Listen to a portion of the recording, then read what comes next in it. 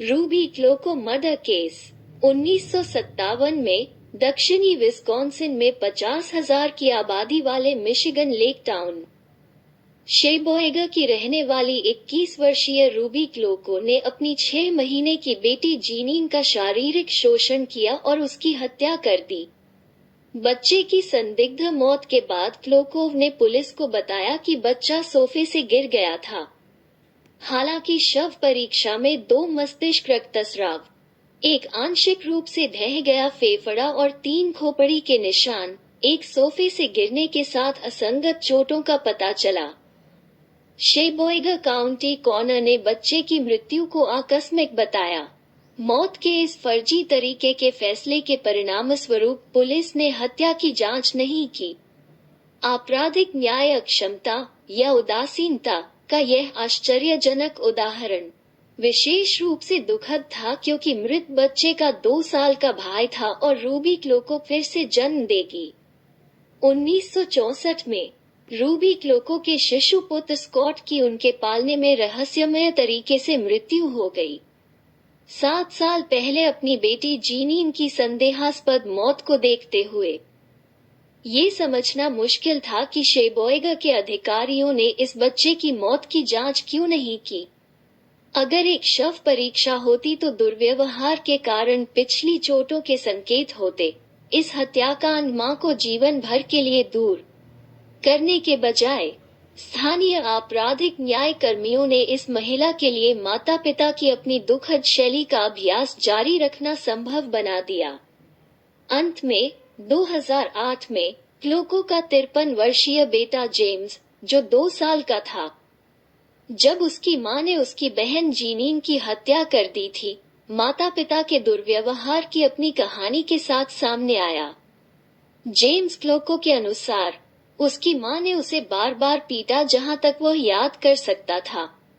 School में वो अपने शिक्षकों से झूठ बोलता था कि उसने अपने शरीर पर सभी चोटों को कैसे एकत्र किया जिसमें उसकी गर्दन पर चोट के निशान शामिल थे। उनकी मां अक्सर उन्हें दिन भर एक कोने में खड़ा कर देती थी और इस दौरान वे उन पर चाकू और कैंची फेंकती थी। उसने उसे एक आंख में अंधा भी कर दिया।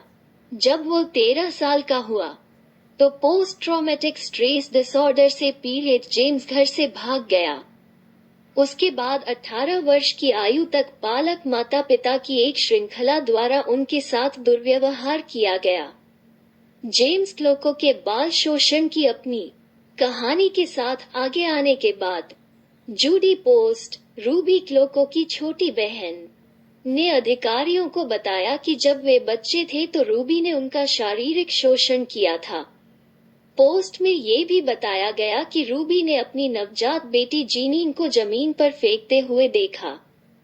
फरवरी 2011 में एक शेबोएगा काउंटी अभियोजक ने 74 वर्षीय क्लोको पर 1957 में जीनीन की मौत के मामले में दूसरी डिग्री की हत्या का आरोप लगाया। एक फोरेंसिक पैथोलॉजिस्ट ने प्रारंभिक सुनवाई में स्टैंड लिया और गवाही दी कि शिशु की ऑटोप्सी से पता चला है कि इतनी गंभीर चोटें सोफे से गिरने के कारण लगी थी। क्लोको के वकील ने उसे जमानत पर रिहा करने के बाद ये दावा करते हुए मामलों में देरी की कि उसका मुवक्किल मुकदमे की सुनवाई के लिए मानसिक रूप से सक्षम नहीं था। 25 फरवरी 2013 को, जिस दिन रूबी क्लोको को अपनी बेटी की हत्या के मुकदमे में जाना था, उसने दूसरी डिग्री के हत्या के आरोप में कोई प्रतिस्पर्धा नहीं करने की दलील दी।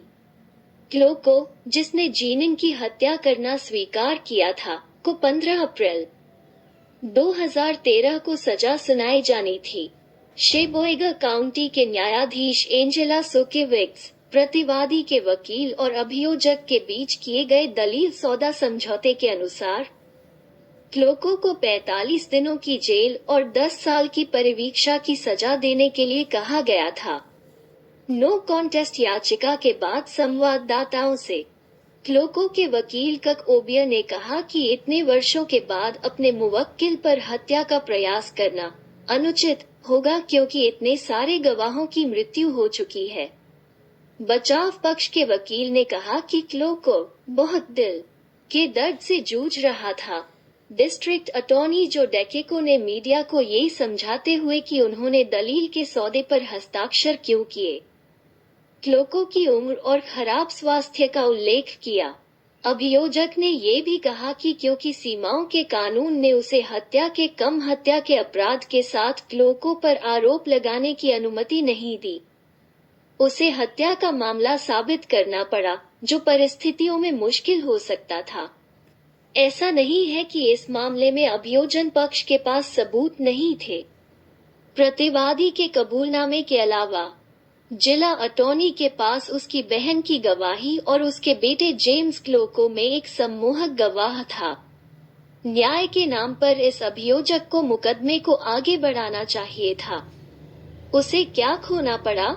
जेल में 45 दिन और 10 साल की परिवीक्षा का क्या मतलब था? न्यायाधीश सोकेविक्स स्पष्ट रूप से उदार दलील के सौदे से निराश थे।